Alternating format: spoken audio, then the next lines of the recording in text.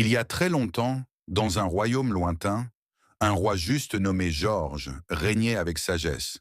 Pourtant, un profond chagrin pesait sur son cœur. Ce n'était ni la guerre ni les ennemis qui l'inquiétaient, mais plutôt sa fille unique, la princesse Caméra, qui n'avait jamais prononcé un seul mot depuis sa naissance. Elle n'était pas muette. Les meilleurs médecins avaient en a confirmé qu'elle était en parfaite santé. Pourtant, malgré tous les efforts, elle ne parlait pas. Le roi avait essayé de tout. Il avait fait appel aux plus grands médecins, magiciens et savants, mais en vain. Aucun maléfice ni aucun problème médical ne semblait être la cause de son silence. Elle choisissait simplement de ne pas parler. Les années passèrent et la princesse devint une jeune femme d'une beauté envoûtante. Mais son silence persistait, comme si elle portait un secret profond que personne ne pouvait comprendre. Un jour, le roi décida qu'il devait trouver une solution, quoi qu'il en coûte. Il fit alors proclamer un décret dans tout le royaume. Celui qui réussira à faire parler ma fille l'épousera et recevra la moitié de mon royaume. La nouvelle se répandit rapidement.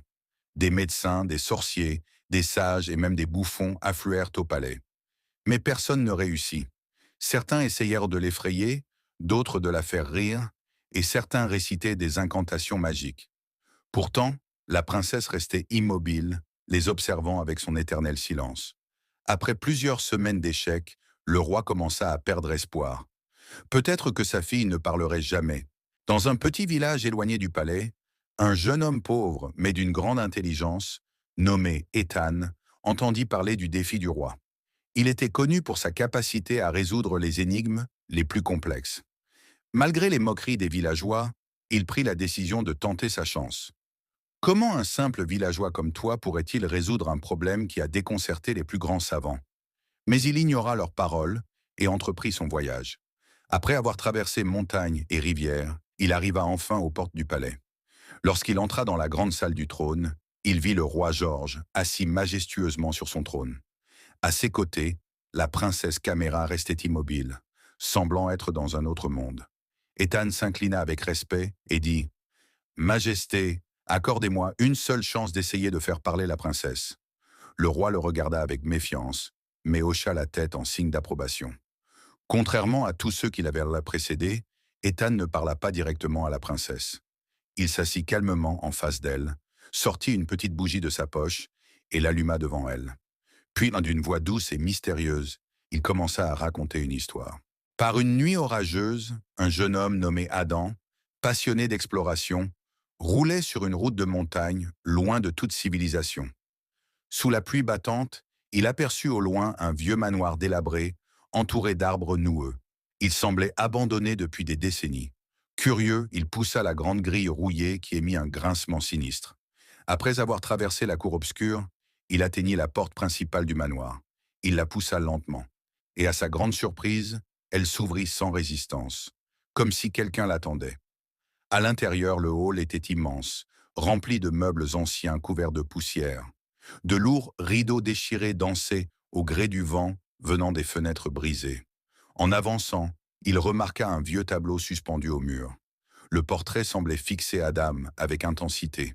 En s'approchant, il distingua une inscription à peine visible sous la peinture. « Ne pénètre jamais dans la chambre rouge, où tu n'en ressortiras jamais. » Un frisson parcourut son dos. Était-ce une simple légende ou un avertissement réel? Mais sa curiosité fut plus forte que sa peur. Déterminé à en savoir plus, Adam monta à l'étage.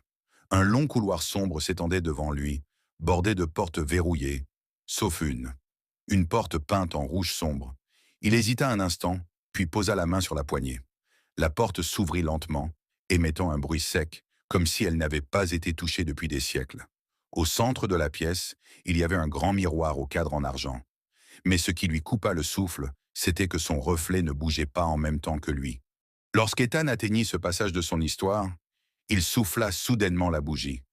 D'un coup, la princesse Caméra se leva d'un bond, les yeux écarquillés de stupeur, puis elle parla pour la première fois de sa vie. « Continue l'histoire. Je veux savoir ce qui se passe après une exclamation marquée. » Un silence stupéfait tomba sur la salle du trône. Le roi Georges, abasourdi, se leva et s'approcha de sa fille, les yeux pleins de larmes. « Caméra, tu as parlé !» Mais la princesse ne regardait pas son père. Son regard restait fixé sur Ethan, rempli d'étonnement, comme si elle venait de se réveiller d'un long rêve. Ethan sourit doucement et lui répondit « L'histoire n'est pas terminée, mais elle n'est pas encore écrite non plus. Il existe plusieurs fins, mais seul celui qui raconte l'histoire peut choisir la sienne, ou celui qui la vit. » La princesse comprit alors que ce jeune homme n'était pas un simple conteur, mais quelqu'un qui voyait au-delà des apparences. Le roi posa sa main sur l'épaule d'Ethan et déclara avec enthousiasme « Tu as tenu ta promesse. Tu épouseras ma fille et recevras la moitié de mon royaume. » Mais Ethan, avec un sourire humble, s'inclina respectueusement et répondit « Majesté, je ne cherchais ni mariage ni pouvoir. Je voulais simplement aider. » Le roi et ses conseillers restèrent sans voix. Comment un homme pauvre pouvait-il refuser une telle offre? Ethan regarda la princesse Caméra et lui dit doucement « Tu as retrouvé ta voix. Maintenant, il te reste à découvrir pourquoi tu étais restée silencieuse si longtemps. » Certaines histoires commencent dans le mystère, mais ce sont leurs héros qui en choisissent la fin. Puis, sans attendre de réponse, il tourna les talons et se dirigea vers la sortie. La princesse le suivit du regard, le cœur troublé par une émotion inconnue. « Attends !» Mais elle ne trouva rien d'autre à dire. Ethan s'arrêta un instant à la porte, se retourna et lui adressa un dernier sourire. « Peut-être que je terminerai l'histoire un jour, mais d'ici là, trouve ta propre fin. » Et il disparut dans la nuit, laissant derrière lui une énigme que la princesse Caméra ne pourrait jamais oublier. N'oublie pas de t'abonner, de liker et de partager avec tes amis.